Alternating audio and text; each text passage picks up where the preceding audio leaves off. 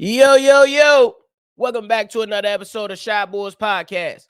Last night, the Chicago Bulls was able to weather the storm against Joel Embiid and the 76ers and was able to pull out a double-time victory. Man, golly, it was great to see. Hey, shout out to Brandon L. Jet. This for you, my guy.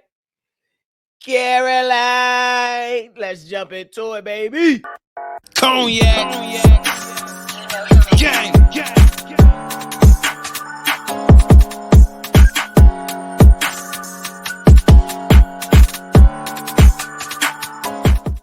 Shy Boys Podcast with the Cognac Boys. I'm Cognac Boy Bobby, and I'm holding it down on another episode of Shy Boys Podcast with me and my co-host C-Dub. If you like what you're listening to today, hit the like button and subscribe to the channel if you haven't done so already. All right, y'all, we already know what the record is against Joel Embiid in the 76ers. That was 12-0. The man was undefeated. He has beaten us for years. But last night, the Chicago Bulls, they say enough is enough. And they came out and they handled business. It was many, many things that happened during this game to where we was like, man, look. We was scratching it. I'm over here twisting locks into my fro.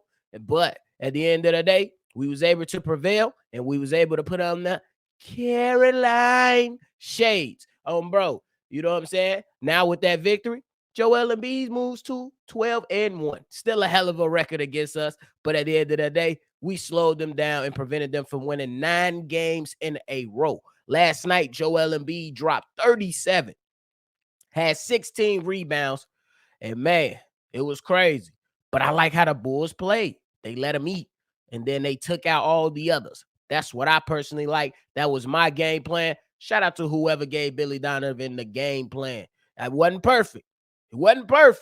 But shout out to Billy Donovan for telling them, hey, we're not finna double this man the entire game. You know what I'm saying? We're going to play sound defense. We're going to have some good help defense, but we ain't about to double him and let others go off. So shout out to Billy Donovan in that regard. Joel Embiid did eventually foul out in the game. Should have fouled out earlier. The man played over 11 minutes with 5 fouls. Unacceptable, but hey, we're not going to be nitpicky this morning. We're going to be good to go. You know what I'm saying? Because the Chicago Bulls, they eventually played some excellent defense on the 76ers.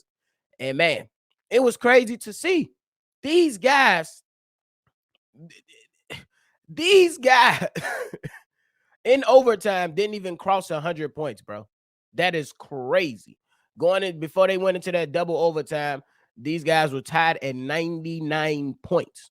That is crazy. But it is what it is, man. We're going to take that for real. James Harden last night, the man played 2 overtimes and only had 5 points. Shout out to the Bulls defenders. Hey, got to show a lot of love to Pat Bev for being on James Harden, rocking the cradle.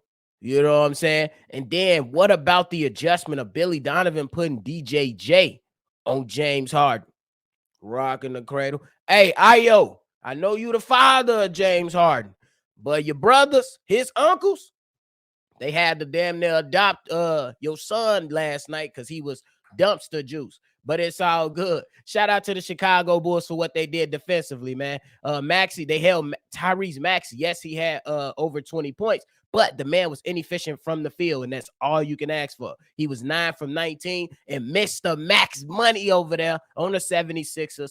Tobias Harris gave you 14 points, and he was pretty much non-existent in this game. Shout out to him. I appreciate you, my guy. And it's crazy because the Chicago Bulls throughout this game, it was some moments we like, get the damn rebound.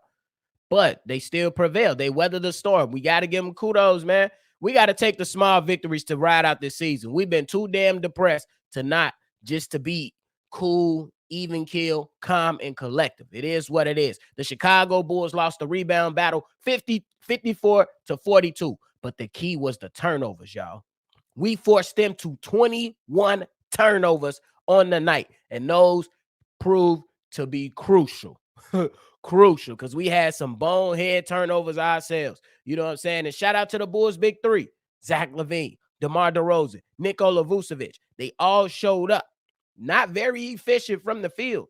You know what I'm saying? But they showed up. Zach gave you 26 points. DeMar gave you 25, and Vooch gave you 21 points.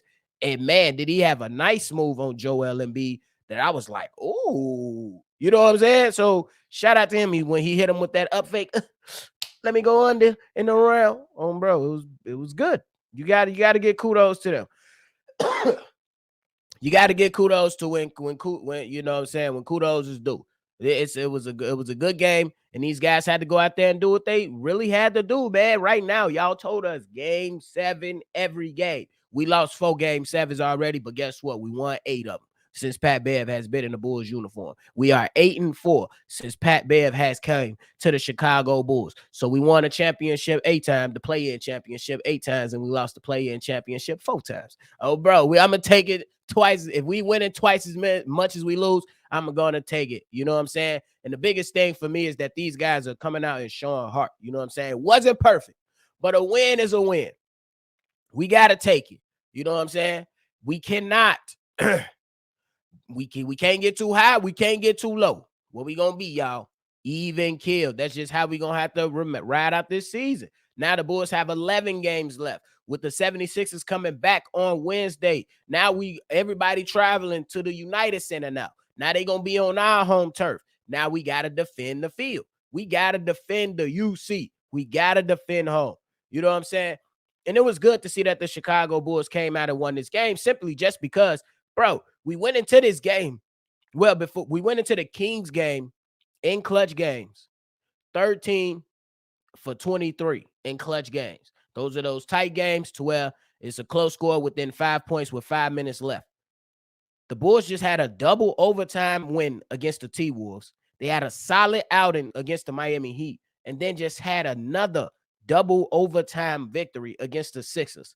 That's 2 clutch games in less than like 4 or 5 days. You know what I'm saying? So you got to give them kudos for that, man. They showing heart out there. They playing their butt off. It's not perfect. We know Billy Donovan. We still do a lot of stuff. We're like, bro, why is Patrick Williams? You play him for majority of the first, and then we don't see him until the third quarter. What are we doing? But the crazy part is that the man still end up playing some key moments and still finished the game with about 32 minutes. Like the scoring output for Pat Will was not the best, but what was outstanding was that defense. That defense for Patrick Williams was exceptional on Tyrese Maxey. He gave him fits. And when P-Dub was sitting down, that's when Maxey, with his presence, and he was able to do things. But the Bulls, you can't be, you celebrated, you celebrate that shit last night, and now it's time to flush all that out because they coming back Wednesday, and you know that these guys are fighting for one of those top seeds. They dropped down to number 3 last night, but if they go ahead and win, they could still be in the conversation for the number 2 seed, and that is what it is. You know what I'm saying? Like the game, it was such a roller coaster, but it was so good to see the Chicago Bulls weather the storm against Joel Embiid and the Sixers. You got to give it to him. DeMar DeRozan had a bad turnover in the fourth quarter. Oh, my goodness. And, man, was the shot looked like it was going down when Tyrese Maxey had that open 3, but it didn't. They went to overtime. Then, in overtime, with 5 seconds left, DeMar DeRozan missed the shot. But then in the second overtime, the Bulls was able to gather themselves by and I got to commend Pat Bev and all these other guys, the veteran leadership. I can't act like Pat Bev the only one, but I seen multiple times to what Pat Bev is. Yo, come on, huddle up. Let's go. Lock in. Yo, come on, huddle up. Let's go. We got to do this. Yo, come on, huddle up. Let's do this. You know what I'm saying? So it was good to see, man. It's a different feel. I said this once Pat Bev was acquired. It's not going to be the prettiest, but it's going to make things a lot more interesting because this guy's playing for his hometown. We already seen since he's been here, bro, he tweeted like 4 or 5 times and talked multiple times on this podcast about coming back home and how it feels waking up in Chicago where he grew up at and where he started his basketball career to now coming back and later time in his career and just playing for the Chicago Bulls to help them play for something. To help them play for something. You know what I'm saying? So it was good. And shout out to Kobe White, man. He had a solid game, had 10 points. Wasn't much crazy. But all I asked for on yesterday's daily episode was to just get your average, your season average. Season average is 9.5 points. He gave you 10. and some solid defense. He damn near got elbow knocked out like it was the UFC by Joel Embiid. Didn't understand how it was not called. Bro, we thought we was watching an NFL game on hardwood. But at the end of the day, the Bulls players showed up, and I got to give special kudos again to Derrick Jones Jr. That man ain't played in games. He come right in, inserted into the lineup, stick some exceptional defense on James Harden. Again, James Harden finished the game with 5 points, y'all. So it was good for them, man. It was good to see that. And don't forget about the block he had on James Harden, too. Man, my man's jump high. Bill, get it out of there. So it was just good to see, man. Overall, it was just good for the Chicago Bulls to go ahead and weather this storm against Joel Embiid. And, man, it's just good to see. It's good basketball. Me personally, I still see that the Bulls, if they make the playoffs, they still a first-round exit. But, man, has it not been interesting, y'all? We got to be honest about that. It's been very, very interesting to see what our Chicago Bulls have came out here to do. And, you know what I'm saying? It's going to be some frustrating moments. Excuse me. It's going to be some frustrating moments with the coaches, with the players. But we already know this. We've been here before. We've been here all season, rocking in and out, showing up every single day for the Chicago Bulls. It's nothing new, y'all. We know they're going to come out. You're going to question Zach IQ at the end of the game. Somebody going to do or make a dumb turnover at the end of the game. Billy Donovan is going to refuse to adjust. We know that. But at the end of the day, they weathered the storm.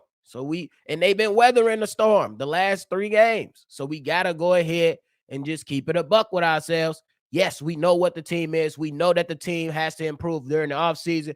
But as of right now, the rest of this season has been very, very interesting.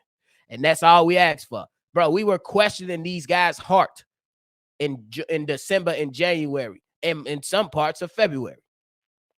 Now, we tuned in, we locked in. They playing with heart. They playing every possession. They defending at a high level. They defending at a high level.